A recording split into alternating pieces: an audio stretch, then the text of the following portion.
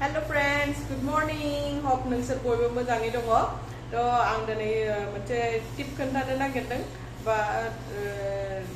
नोंसोरनि मोनसे information share खालामनो नागिरदों। थ' किसुमान सानो कि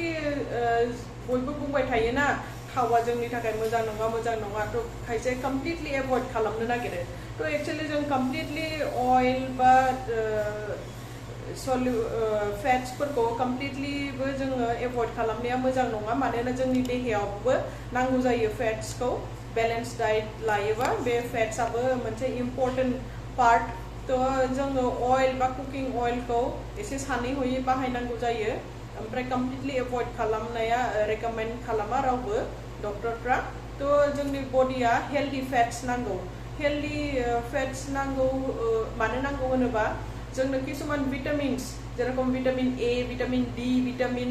ई भिटामिन के बेफोरो फेट सल्युबल जायो थ' जोंनि देहायाव फेट्स एसे थायोबासो हेल्दी फेट्स थायोबासो बेफोरो भिटामिन्सफ्रा एबजर्ब जायो जोंनि देहायाव थ' हर्मोन प्रडाक्शननि थाखायबो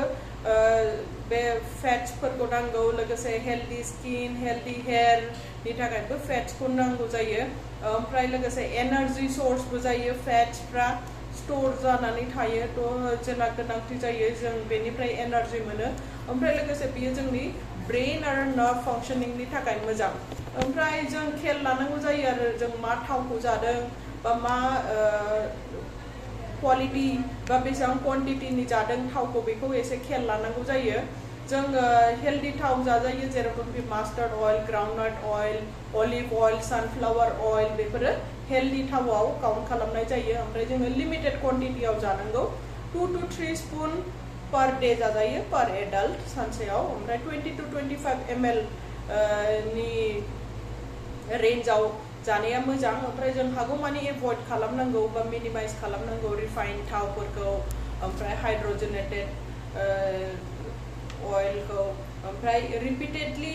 कुक खालामो खायसे जेन'बा